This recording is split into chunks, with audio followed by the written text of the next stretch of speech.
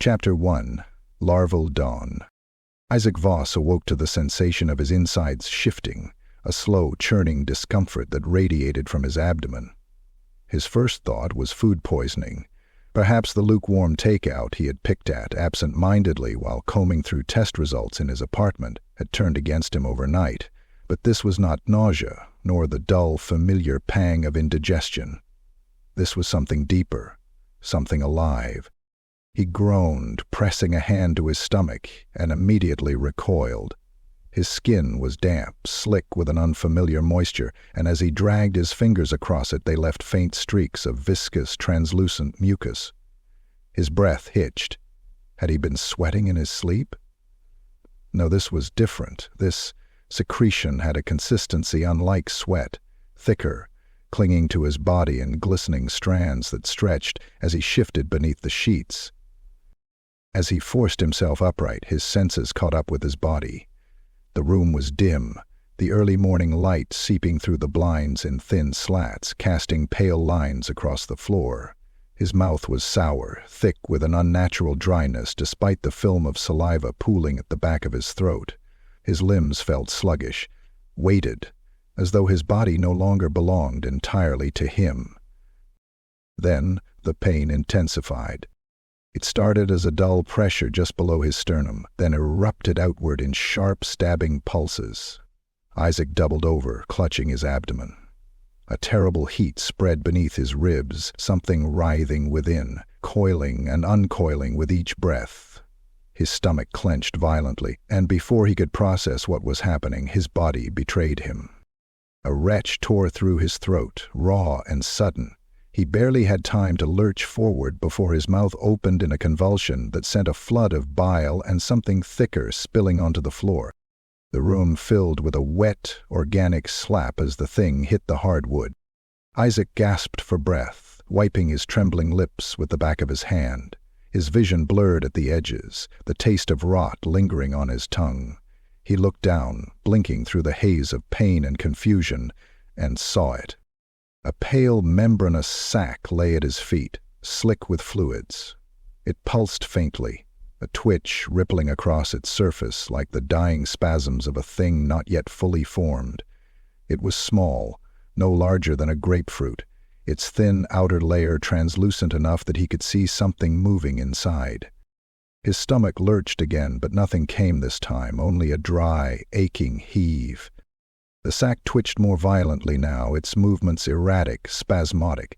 A shadow twisted beneath its gelatinous casing, limbs or appendages pressing outward for the briefest of moments before retreating. Isaac scrambled backward, his breath coming in short, panicked gasps. His hands slipped against his own skin, fingers sinking ever so slightly into the soft patches along his ribs.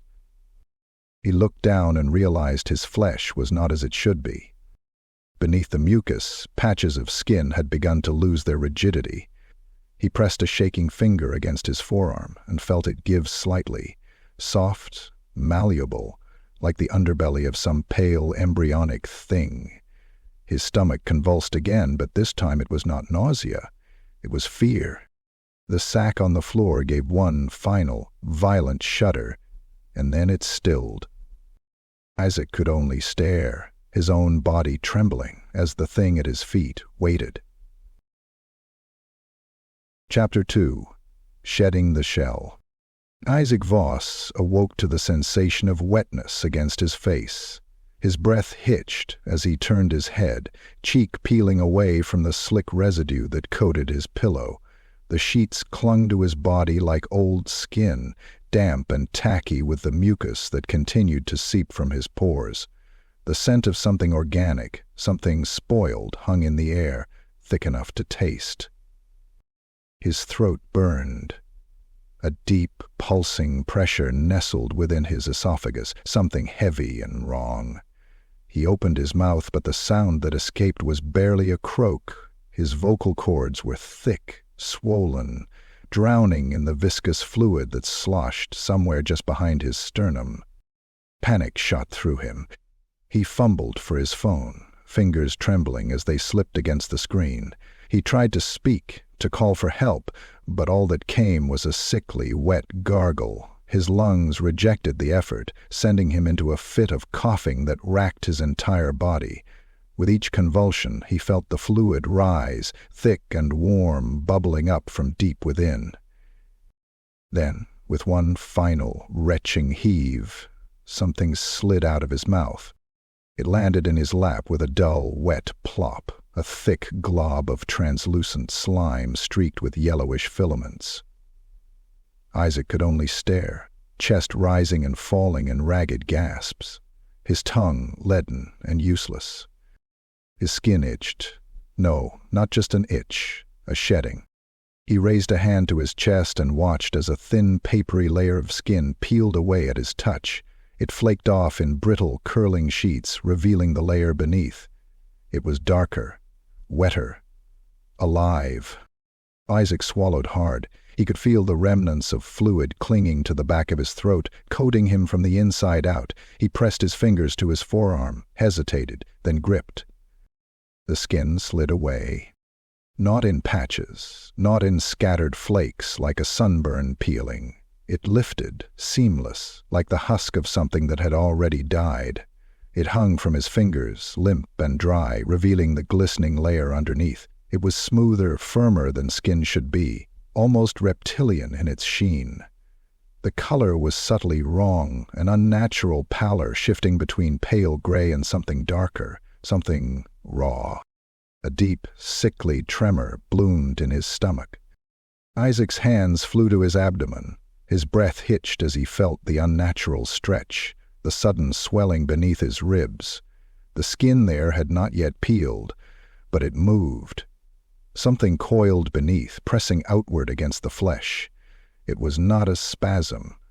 It was not an illusion. It was something alive. His stomach convulsed, the skin bulging grotesquely, pushing outward. He gasped as he felt the unmistakable press of fingers, but they were not his own. They pressed from the inside, stretching the thin, gelatinous film that had once been his skin. His stomach lurched again, and the sensation spread, a ripple beneath his flesh, an unnatural wriggling that sent bile crawling up his throat. Something within him shifted. A crackling sound filled the room, wet and organic, as the seams of his former body began to split. Isaac screamed, or at least he tried.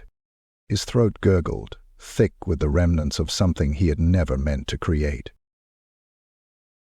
Chapter 3. Birth Throes. The convulsions began in his fingers. Isaac felt them twitch erratically, nerves misfiring as if his body no longer remembered its own mechanics. His hands clenched and unclenched without his consent, his arms jerking as if they belonged to some dying insect. Then a new sensation, a deep, burrowing itch beneath his ribs. He barely had time to register the pain before it tore through him. His spine arched violently, a dry, crackling sound reverberating through his body. He felt his ribs stretch, the bones bending unnaturally, their once rigid structure softening into something pliant, something wrong. A noise burst from his throat, a gurgling, strangled thing, neither human nor entirely animal. His limbs flailed as he collapsed onto the floor, his body thrashing with unnatural force. His chest was widening. No, splitting. Isaac felt the grotesque pull of his sternum unraveling, the cartilage separating like warm wax. His breath came in ragged, choking gulps as his insides shifted, rearranging themselves into a new architecture. There was no precedent for this pain. His body was coming undone, but there was no wound, no puncture. His very structure was being rewritten. Then a sickening pressure built in his stomach, rising, growing, until his entire torso heaved violently, and something forced its way up his throat. The first sack had been small, mistakable for vomit. This one was different. It bulged, stretching the delicate lining of his esophagus to its limits. His jaw cracked wider than it should have, his lips splitting as the thing was expelled from his gaping mouth with a wet, gelatinous pop. It landed between his splayed legs with a meaty thud. Isaac gasped, his vision swimming, bile burning the back of his throat. His body trembled, his fingers clawing at the floor as the convulsions slowly subsided. He turned his head, forcing his unfocused gaze onto the thing he had just birthed. It was larger than the first. Its pale, membranous sac pulsed wetly, a faint tremor rippling across its surface like something breathing inside. Isaac should have backed away. He should have screamed, but he did neither. He watched. A slow, deliberate movement within the sac, something pressing outward. The membrane stretched, then split, spilling a thick, translucent fluid onto the floorboards. It pooled in a viscous puddle around the emerging form. At first it was just limbs. Two long fingers, slick and boneless, slithered free, dragging the rest of the body behind them. The head came next, misshapen, bulbous, slick with birthing fluid. Its blind eyes, milky, lidless, twitched as they searched for something that was not there. It dragged itself from the remains of its embryonic prison, its ribs still soft, heaving, its mouth a twisted slit that struggled to form words. Its skin, no, not skin, was wet and translucent, veins pulsing beneath its surface. It crawled, gasping with each movement, its jaw clicking open and shut as it tested the air. Then it spoke. A whisper, wet, labored, barely more than a breath. But it was unmistakable. It was his voice. "Father." Isaac's stomach lurched. The thing tilted its head, mimicking his movements with grotesque precision. Then it smiled. 2/2. Chapter 4. Nesting Instincts. Isaac could not move. His limbs were no longer his own. They hung at his sides, limp and useless, as he watched the thing before him shudder and stretch in the dim light of his ruined apartment. His breathing was shallow, rattling in his throat, thick with the remnants of whatever foul birth had just escaped him. His body had been racked and emptied, left hollow, but something new had taken its place. A feeling, a deep, pulsing recognition. The creature knelt in the filth of its own afterbirth, its hairless, embryonic flesh glistening in the half-light. Its body was wrong, its limbs too long, fingers tapering into delicate claw-like points, its chest rising and falling in erratic, desperate gulps. But it was the eyes that rooted Isaac to the spot. Large. Too large. Dark and glassy, nearly black, sucking in what little light remained in the room. They should not have been expressive. They should not have conveyed understanding. But they did. The creature crawled toward him, its movements jerky and wet, a newborn thing still struggling with the mechanics of its flesh. Its fingers pressed against the floorboards, leaving trails of clear mucus as it dragged itself closer. Its breath came in rapid, choking gasps, its mouth a quivering slit, gaping and closing as though forming words that would never come. Isaac tried to recoil, but his body betrayed him. Instead, he leaned forward. The urge overwhelmed him, overtook all reason, something primal, something ancient, buried in the marrow of his bones. A protective instinct that did not belong to him. He should have been afraid, but instead he reached out. His hand trembled as his fingertips hovered just above its glistening scalp. The warmth radiating from the creature was unnatural, feverish, alive in a way Isaac no longer was. The thing shuddered, its body twitching, its ribcage distended, grotesquely stretching outward, bones shifting beneath the thin membrane of its flesh. A wet, organic pop echoed in the stillness, followed by a low, guttural whimper. Isaac's breath hitched. The thing was pregnant. Even as it dragged itself toward him, even as its frail form trembled from the effort, something inside it was already writhing. The realization should have sickened him. Instead, it thrilled him. His stomach fluttered with a sensation he could not name, something cold and trembling and familiar.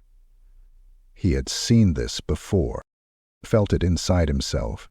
A sickly wet noise filled the air as the creature collapsed against him, its forehead pressing against his stomach like a child seeking comfort. It whimpered, a deep instinctual sound, its body twitching with the strain of something pushing outward. Isaac stroked its scalp, not out of pity, not out of fear, but because it felt right, because the thing belonged to him, and deep inside the twisted hollow spaces of his own ruined flesh, he knew he belonged to it too. Chapter 5. The Hunger Begins. Isaac sat motionless, his breath shallow, his fingers idly stroking the feverish, slick scalp of the creature pressed against him. It trembled, a low, keening whimper vibrating through its thin frame. Its breath came in short, ragged bursts, wet and wrong, its ribs expanding too far, too quickly, pushing against the thin membrane of its flesh like fingers pressing beneath a plastic sheet. A shudder ran through its body, then another. A pulse, something rhythmic and familiar, traveled through its chest. No, not a heartbeat, a contraction. Isaac didn't recoil. He didn't even flinch. He simply watched. The skin at the creature's abdomen bulged violently, its bones twisting with a sickening series of cracks.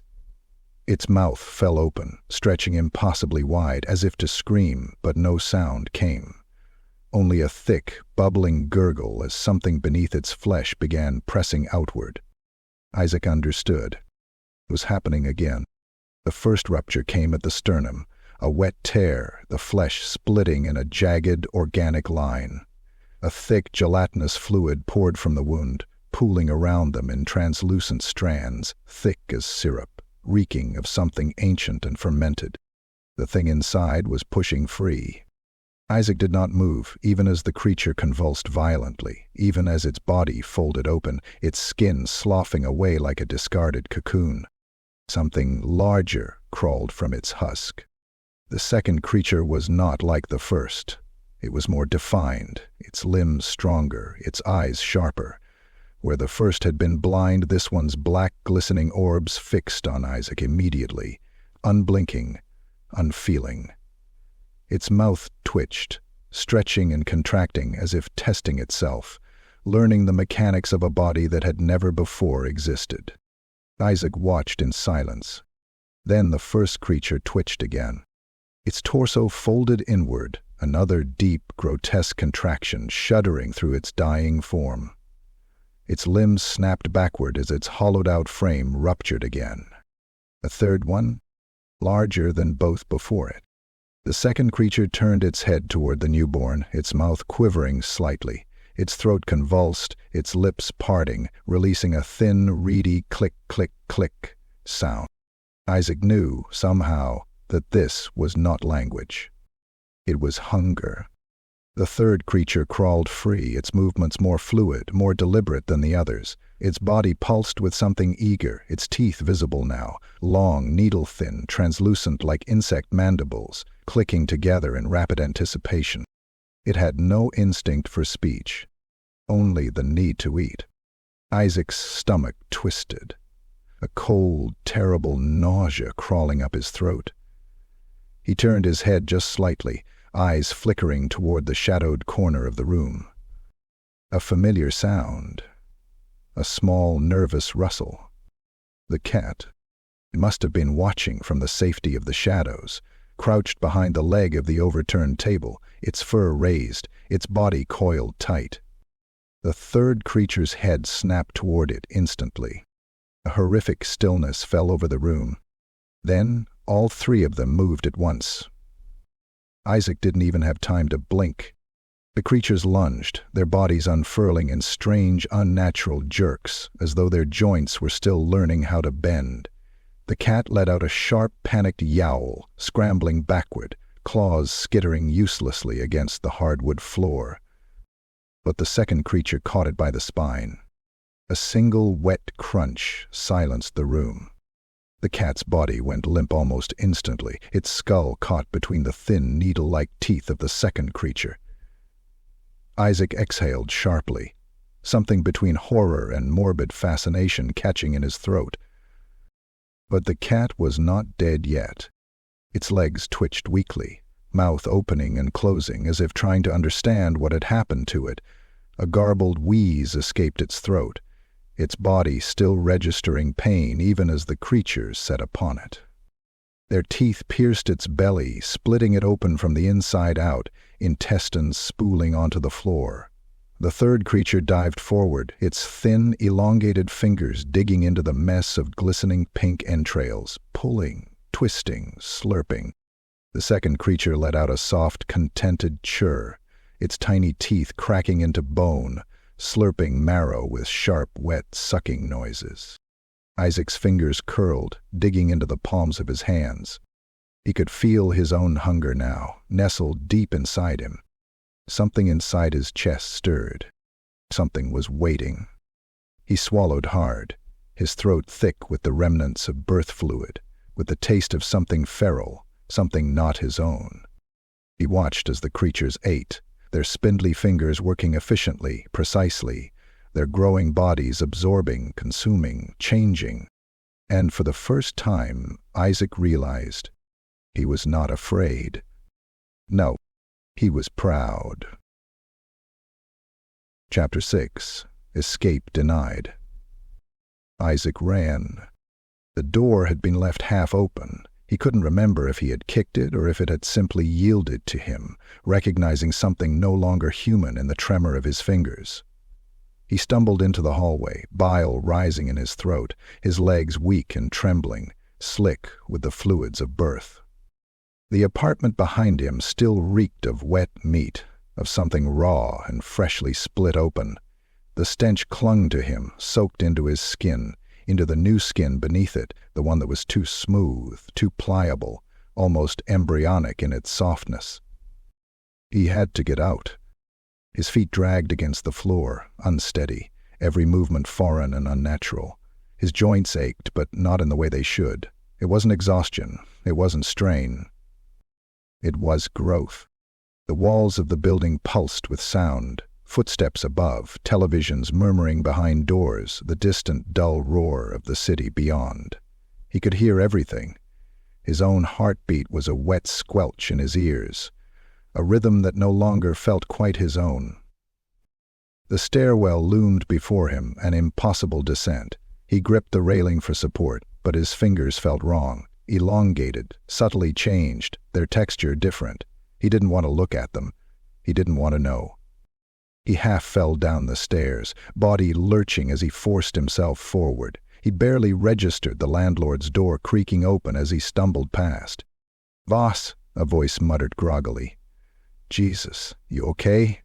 He couldn't answer. His throat was thick, clogged with something warm. He let out a low, guttural noise, something that gurgled and bubbled in the back of his mouth. His tongue felt heavy, its texture alien, thicker than it should be, swollen and slick. He reached the building's front door, shoved his way outside, and the world hit him like a hammer. The city was too loud. The smell of the streets gutted him, a violent assault of rot and sweat and heat and metal. It pulsed, the air itself throbbed, thick with the stink of human bodies, of wet flesh, of things too complex for his new senses to filter. The ground beneath him vibrated, every footstep, every car engine, every heartbeat a tangible thing. The streetlights burned into his skull like open wounds. His body revolted. His stomach clenched. He collapsed.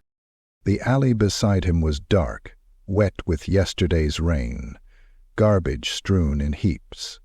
His hands slapped against the pavement, palms sticky, his nails curling slightly at the edges, a detail he registered with detached horror. He couldn't breathe. Couldn't stop what was coming. His throat bulged. A violent spasm seized his torso, a deep, involuntary heave that wrenched his insides apart. And then it came. The first sack punched its way up, distending his throat, stretching his jaw too wide, splitting the corners of his lips into raw, pulpy wounds. It landed with a wet slap against the pavement, its slick membrane already trembling, pulsing with life. The second one came faster. Then the third. Isaac gagged on the thick, glutinous slime that followed, ropes of translucent mucus spilling down his chin, pooling between his fingers. His tongue writhed, too thick, too wrong, shifting in ways that tongues shouldn't move. He tried to scream. The sound was not human. A thick, wet gurgle, a clicking, insectoid and broken, escaping from between ruptured lips. The sacs twitched, their surfaces rippled, the silhouettes of small, malformed limbs pressing outward. They were ready. Isaac pressed his forehead against the cold, filthy concrete, his breath ragged, his body racked with shudders. His skin felt loose, wrong, as though it no longer belonged to him. Something inside him shifted. More was coming. More. Chapter 7. The Feeding Ground. Isaac staggered through the alley, his breath thick with the scent of his own decay. His body felt looser now, less human, as though the last pieces of his former self had begun slipping away.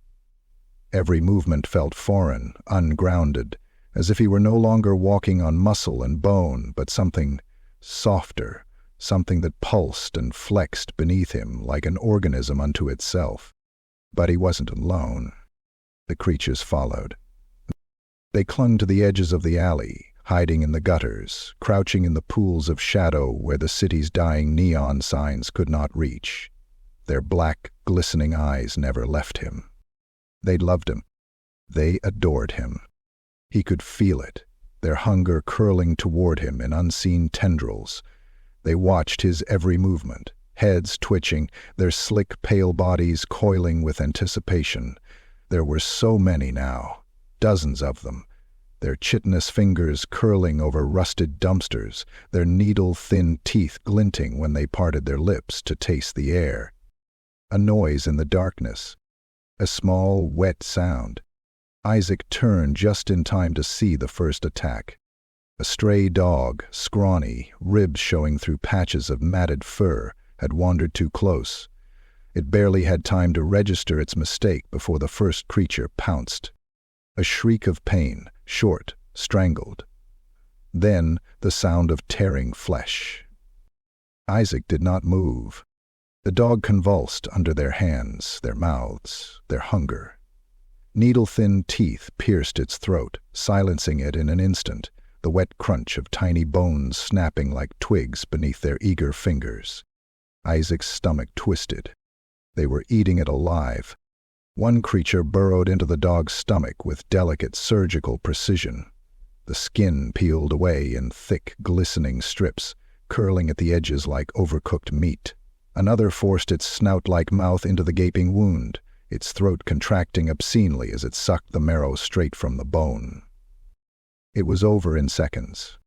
Only a twitching, gutted husk remained, bones hollowed, limbs splayed at unnatural angles.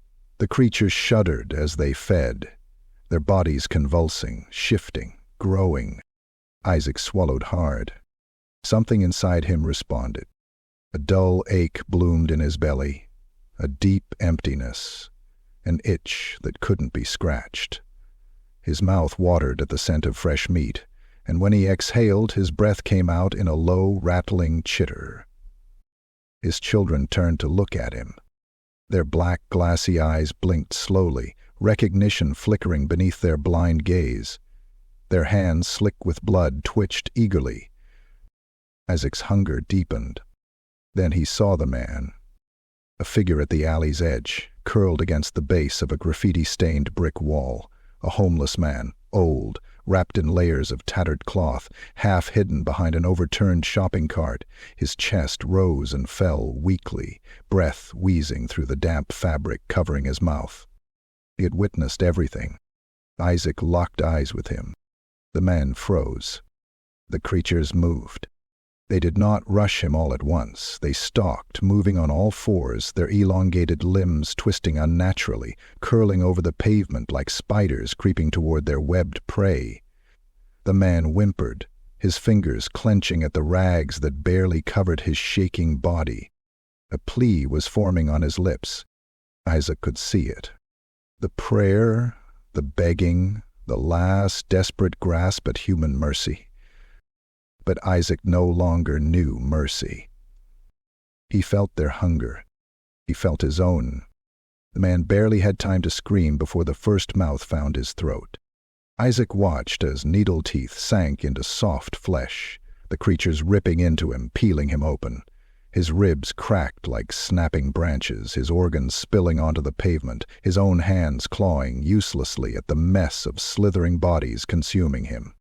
His voice broke apart into wet, garbled choking, his lungs filling with his own blood. Isaac's fingers curled against his sides. His own body shuddered. His mouth parted.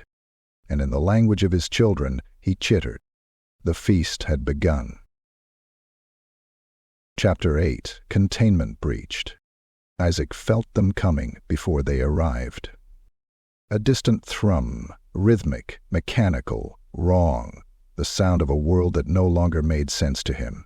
The hum of engines, the clinking of weapons, the steady, controlled footsteps of men trained to kill. His children felt it too. They twitched in the darkness, their spindly, pale limbs pressed into the damp alley walls, their black, bulbous eyes reflecting the dim glow of the streetlights. Their mouths clicked, mandibles tasting the air, their needle-thin teeth parting ever so slightly, as if already anticipating what would happen next. And Isaac? Isaac waited. He knew them, the men who were coming. The corporation. The ones who had done this to him. The ones who had reduced him to this shape, to this wretched, inhuman thing, birthing horrors from his own flesh. They had let him rot in his apartment, let him change, let his body crack apart, let his skin peel away, let his new form emerge from its cocoon. And now they were coming to take it back. No, they would not take him back. The first sign of them was the distant glint of glass, a tiny red dot flickering briefly in the smog-filled air before disappearing. A scope. They were watching him. Then came the voices, cold, distant, as though speaking from the other side of a pane of glass. Visual confirmed. Subject Voss located in Sector C-13. Jesus, what the fuck is that? Hold formation. Orders are to retrieve. Containment Protocol Delta. Their boots crunched against the pavement, the synchronized march of 6, maybe 7 men. Isaac could smell them now, beneath the layers of synthetic cloth, beneath the gunpowder and steel. Sweat, flesh, warm bodies, meat. Isaac exhaled, something chittering deep in his throat. His skin crawled, new growth pressing against his insides, a feeling like maggots writhing beneath his muscles. His stomach swelled slightly, another birth already preparing itself within the hollowed-out husk of his body. The men moved closer. Voss, do you hear me? Isaac tilted his head, his lips parted, but no words came. Only a low clicking sound, wet and unnatural, vibrating in his throat like a broken insect. The team stiffened. Shit, he's not even talking. Orders? The response came quick, decisive. Sedate and retrieve. They lifted their rifles. Isaac screamed.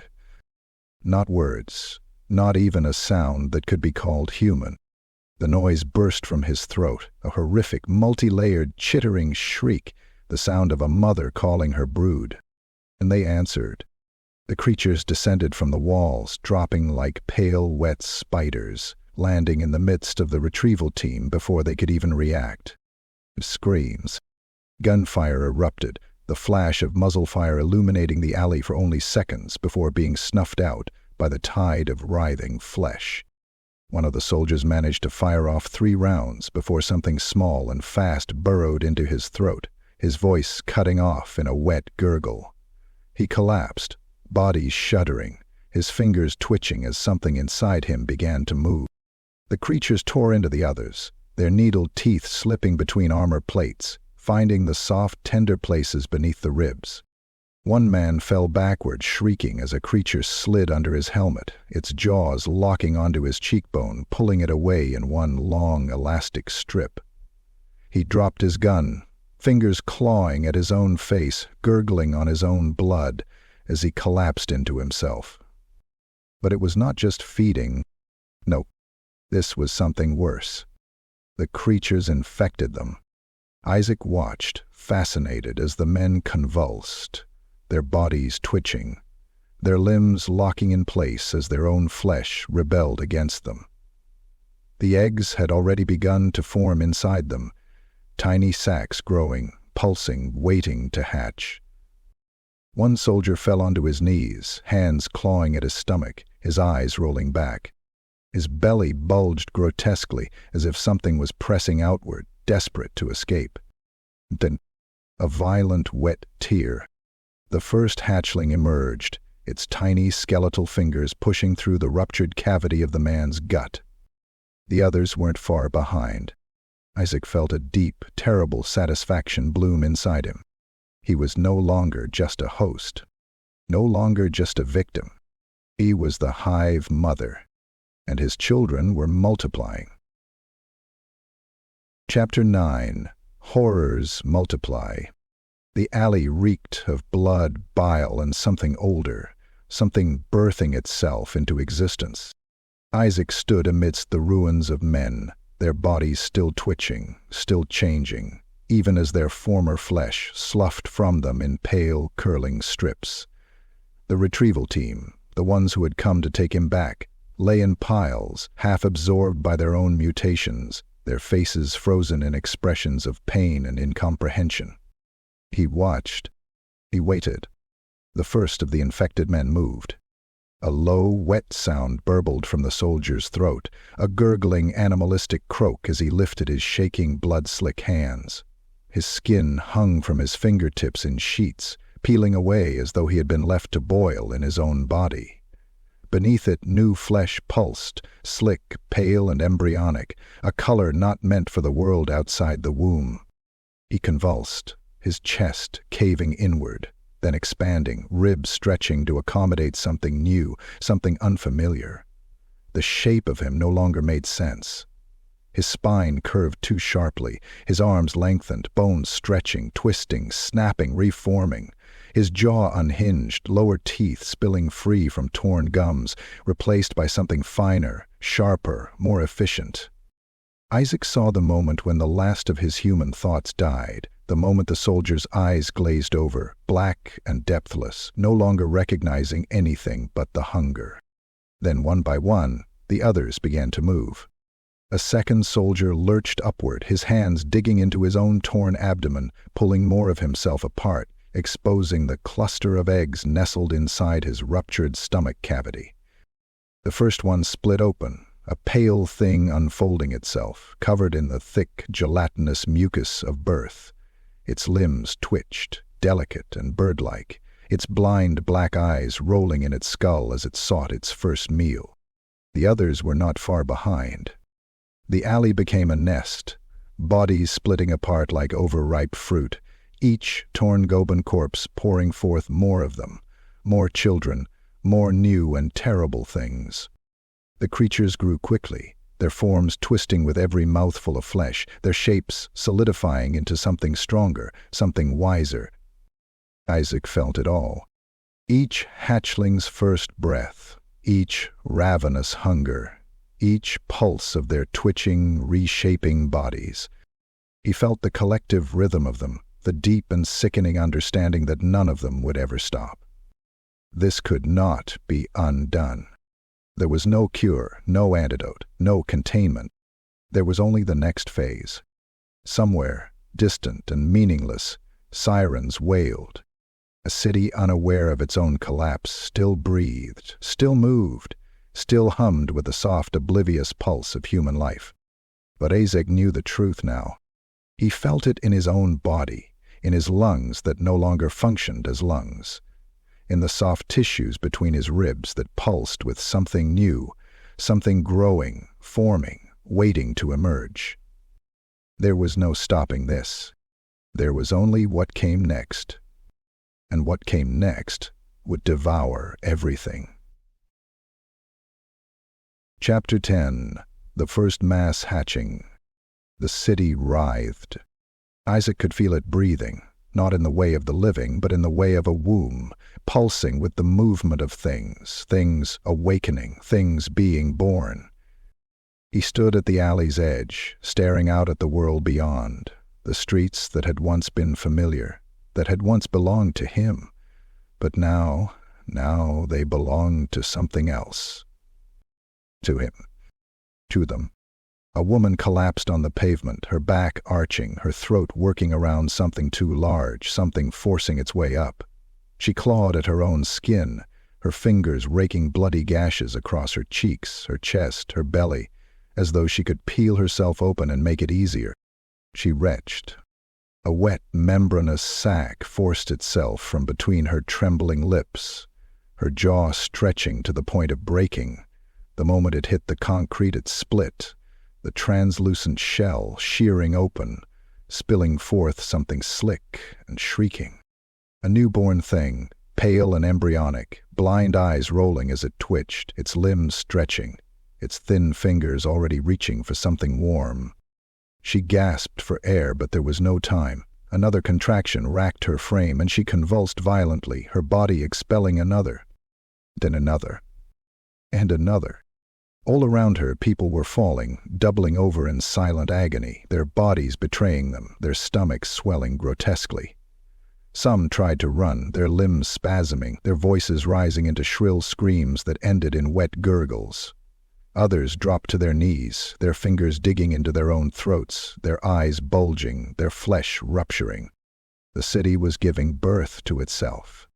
The sirens screamed, but they meant nothing. Paramedics, police, firefighters, they came, but they were too late. One first responder sprinted toward a convulsing man, kneeling beside him just in time for the first egg to breach.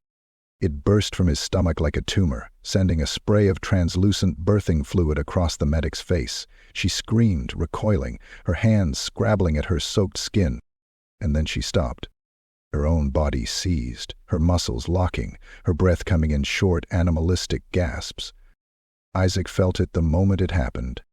He could sense her flesh betraying her, could feel the new form pushing outward, her insides already preparing for the next stage.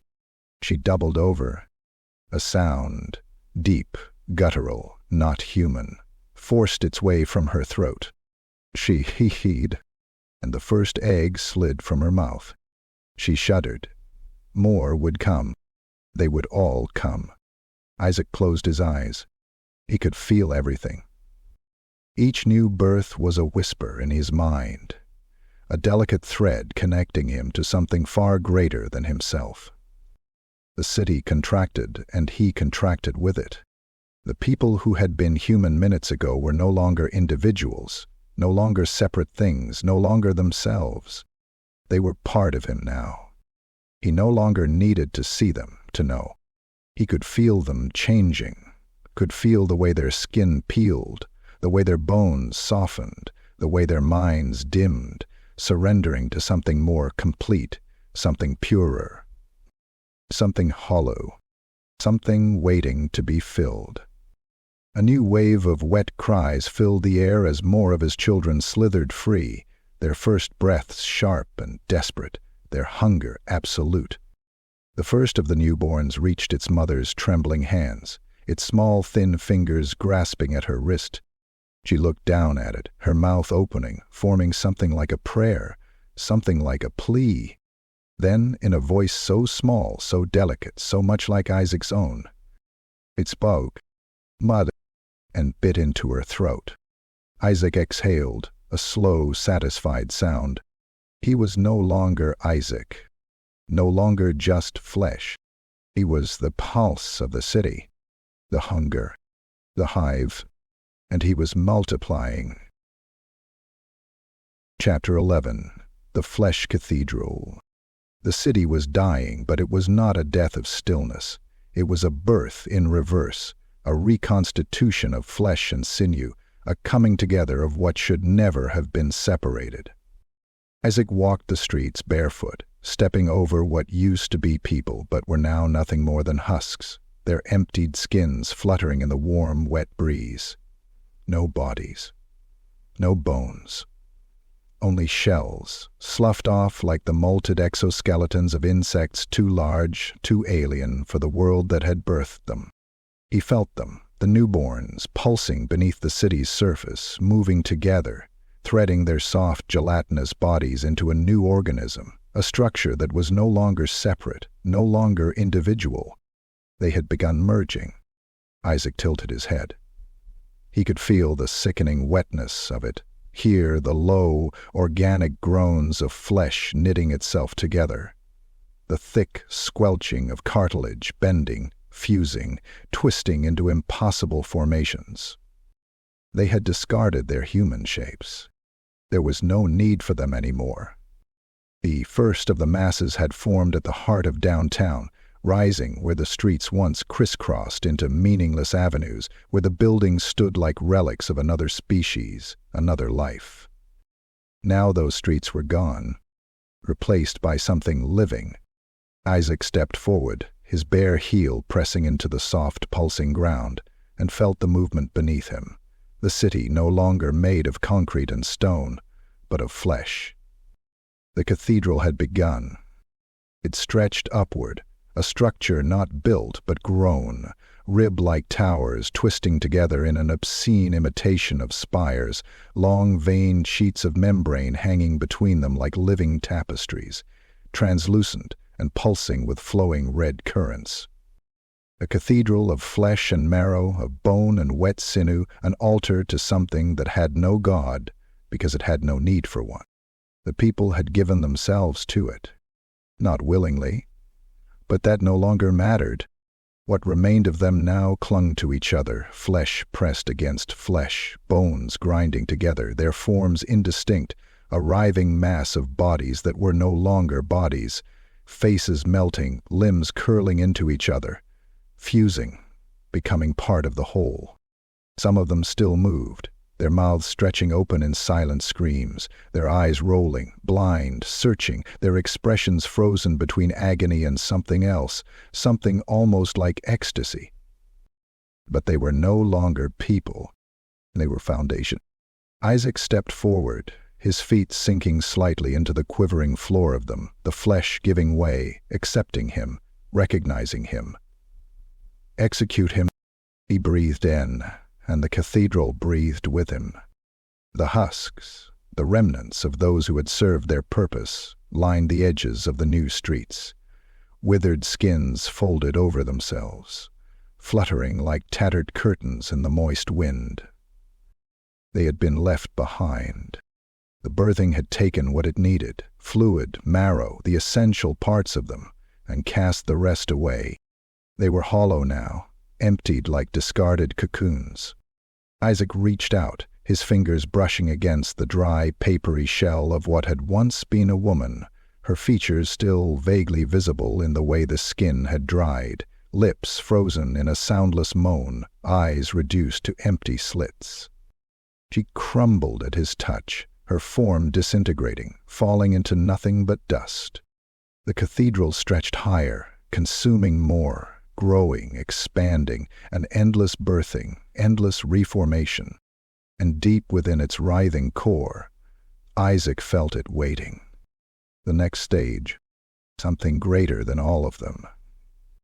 Something that would not just reshape the city, but the world itself. Chapter 12. The Last Broadcast. The television flickered in the empty storefront window, its screen stained with static, voices disjointed and breaking apart, as if struggling to hold themselves together against the tide of something greater. The image stuttered. A face. A woman, her skin ashen, her hair slick with sweat, the whites of her eyes spider-webbed with red veins, flickered in and out of focus. The camera trembled, catching glimpses of movement in the background, blurred figures hunched over consoles, the frantic hum of something falling apart from the inside. The anchor's voice was wet, something rattling in her throat like fluid had begun collecting in her lungs, but still she spoke. If you can hear this, do not go outside. Do not trust your loved ones. They are not who they claim to be. The transmission glitched, the words stretching into a long, distorted drone before snapping back. Repeat. Containment has failed. Citywide spread is... Behind her, one of the technicians collapsed onto the floor. A wet splatter followed, something breaking open, his body folding inward like soft fruit rotting from the inside. The anchor stiffened, her pupils dilating to black pinpricks. Isaac could hear her change before he saw it. The soft stretch of muscle unraveling, the delicate splitting of tissue, the organic, slow shifting of cartilage giving way to something more malleable. She let out a slow, shuddering breath. Then something inside her pushed outward. The camera feed stuttered, the image fragmenting, her throat bulging, the flesh splitting, something glistening and pale forcing itself through the ruins of her voice. The screen cut to black, but the audio continued. A single whispering chitter, wet and insectal, like something clicking its new teeth together. Then static. Isaac turned away from the glass, stepping out onto the corpse road of the city. The streets heaved, the architecture of flesh growing, pulsing, absorbing the old world into something new. And yet, despite the warnings, despite the death and the rebirth, there were still survivors. He could hear them. They staggered through alleyways, hunched and shivering, their guts heavy, their backs bowing, their minds unraveling as their bodies prepared to deliver. A woman screamed from an apartment window. Not a scream of terror, a scream of labor. Her silhouette was visible for just a moment, her body contorted, her belly gorged with movement, something inside her shifting violently, pressing outward against the paper-thin membrane of her skin. She reached out, clawing at the windowsill as if begging for someone to pull her free from herself. Then, a wet rupture. The window splattered red. A form crawled free, its translucent limbs unfurling, its first breath a shuddering, instinctual chitter. Isaac's breath caught. He could feel it. Not just see it, not just hear it, but feel it inside himself, like a vibration through a vast, interconnected body. The cries of the survivors, their agony, their transformation, their despair, echoed through his veins. They did not belong to themselves anymore. They were his now. They were the hive. And the hive was everything? Chapter 13. Metamorphosis complete. Isaac had lost his shape. He stood, or at least he existed, somewhere within the pulsating cathedral of flesh, though he could no longer tell where he ended and it began.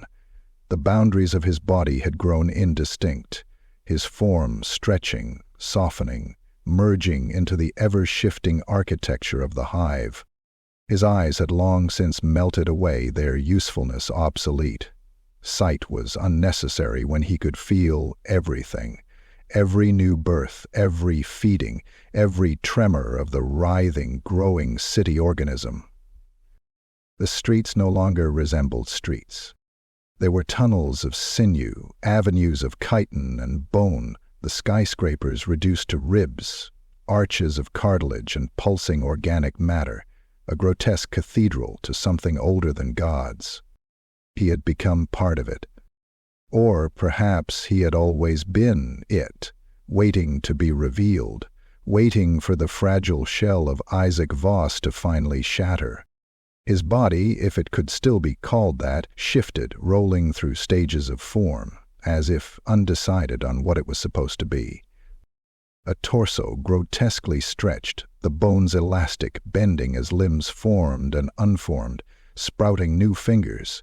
Too many fingers, only to swallow them back into itself. A neck, elongated, twisting, jaw distended, unhinged too far, revealing a mouth that never stopped opening. His chest peeled back, layers of skin unfolding like the petals of some obscene flower, revealing rows of empty sockets where his organs used to be, hollow cavities filled with swarming, wet things. Things that twitched and whispered and waited to be born. The air that entered his body did not move through lungs. He had no lungs. The voice that hummed through the city did not come from a throat. He had no throat. He had become a vessel, a host for something that should never have existed, something that had been waiting for him to break. He could hear them all. The newborns, the devoured, the remnants of people who once were. Their minds flickered like dying candle flames, barely recognizable, dissolving into something greater. He felt their thoughts as though they were his own. No more human concerns. No more fear, no more hunger, no more pain. Only multiplication. Only spreading. Only the hive. And it was not finished yet. Chapter 14. The Egg World. The city was gone. Its bones remained, steel spines of skyscrapers, twisted and bent like the ribs of a rotting carcass. But the flesh had changed. The streets, once lined with glass and asphalt, had peeled open, revealing something older, something living beneath. It breathed now. The ground was no longer still. It rose and fell, shuddering with a slow, rhythmic pulse, like a vast sleeping beast, inhaling, exhaling. Buildings no longer stood. They hung, their facades reduced to stretched membranes of wet, glistening tissue, pulsating with the movement of things inside. Veins, thick and black, coursed through the city's remains, looping around gutted subway stations, threading through the husks of cars. They pulsed with a thick, sloshing fluid, carrying nutrients, feeding the new structures, nourishing what was still growing. And it was still growing. Above, the sky had become a womb of horrors. The clouds had been replaced with wings, vast leathery appendages stretching from impossible forms, their bodies merging with the sky itself. They had never needed legs, had never needed the burden of walking, only to hover, to watch, to descend when hunger called them. Their eyes were black voids, lidless and perpetually open, scanning the world below with a hunger that was not their own, but his. Isaac did not need to look up to see them. He felt them in his veins, in the network of his body, stretching through the hive, connecting all of them to a single conscious will. The ground beneath him shifted. A low, wet moan rose from the pulsating streets, the sound of something struggling inside. The cocoons had thickened, their surfaces bulging, twitching, trembling with new life waiting to be born. The eggs stretched, their outer layers glistening, their translucent membranes swelling as something inside pressed outward. Some had already split open, spilling their twitching, mewling contents onto the heaving flesh of the world. Newborns, pale and slick, their limbs thin but growing, their eyes blind but seeing. They crawled over each other, instinct guiding them toward movement, toward warmth, toward sustenance, toward the last of the uninfected. They were still here, a handful. The last survivors, the last remnants of a species that had lost its claim to this place. Isaac could hear their whimpers, their ragged breathing, their knees digging into the shifting ground as they begged. They had seen too much. They had seen their homes split open, their loved ones pulled inside the walls of flesh, their own bodies revolting against them. Now they knelt, pleading to something that had no mercy. Isaac watched them from the remnants of a place that had once been a street, a boulevard, an avenue that no longer had a name. A woman sobbed, her hands pressed against her stomach, her torso convulsing with something waiting to be expelled. She shook her head, mouthing prayers to a God that had abandoned her, to a world that had already decided her fate. Isaac stepped toward her, his vast, unknowable form shifting, rippling like liquid encased in a hollowed-out shell. She lifted her head to meet his gaze. Her eyes widened in recognition. Through the tears, through the horror, she saw something of who he had been. Isaac? The name had no meaning anymore. He reached down, his fingers elongating, shifting inward, pressing against her skull like a sculptor molding clay. She did not scream. She only shuddered as her skin peeled away, as her body unraveled, her form sinking into the living ground, joining the hive, becoming part of something greater. One of the winged creatures above descended, its vast, pale mouth opening, its chittering breath fogging the air, as it gathered another survivor into its jaws. Their cries faded into gurgling wetness. Isaac listened to the city breathe, to the eggs hatching, to the last of humanity dissolving into the next phase. This was no longer a city, no longer a world for humans. It was his world now. It was the egg world. Chapter 15. The New Dawn. The world had been remade. There was no longer a place for the old species, the fragile ones, the ones who had tried to contain it, to fight it, to name it in their crude, failing languages. Now something else walked the earth. They came crawling from their birth husks, their forms still slick, still unfinished, their bodies malleable, their limbs learning how to bend, how to move, how to hunt. They dripped as they walked, a trail of amniotic fluid and discarded flesh left in their wake. Their bodies pulsed, still stretching, still forming, still multiplying. The sound of them filled the air, a constant wet chittering, the hiss of soft tissue folding, the high-pitched, keening cries of the newly born as they called for the next phase. It was no longer hunger that drove them. It was growth. It was expansion. The old world was unraveling beneath their feet. Isaac, what was left of him, stood at the center of it all. Or at least he believed he did. His body was no longer a thing of flesh, no longer defined by boundaries, by shape, by form. His hands had melted away. His mouth no longer required words. His eyes were gone, useless things that had only ever given him an illusion of control, of comprehension. Now he saw everything, not through sight, but through the whispers of the hive, through the wet pulse of a world that no longer needed to be understood. He could feel them, the new species, their bodies pressing against the streets, their limbs fusing and parting, their breaths exhaled in thick, resinous mist, filling the air with the scent of birth, of rot, of something vast and incomprehensible. They no longer needed him. They had never needed him. He had been a vessel, nothing more. He had carried the new world inside himself, let it hatch, let it crawl free, let it devour what had come before. And now, he was nothing. A deep, spreading satisfaction filled what remained of his mind, though he no longer knew where he ended and the world began. Had he ever existed at all? Had there ever been an Isaac Voss? Or had he only been the first shell, the first sacrifice, the first thin membrane torn away to make room for something greater? It didn't matter. Nothing mattered now. The old world was finished. The streets churned beneath him, swelling with more eggs, the sky blackened with winged things, their cries shrill, endless, hungry. A new species ruled here, and they would never stop multiplying. Never.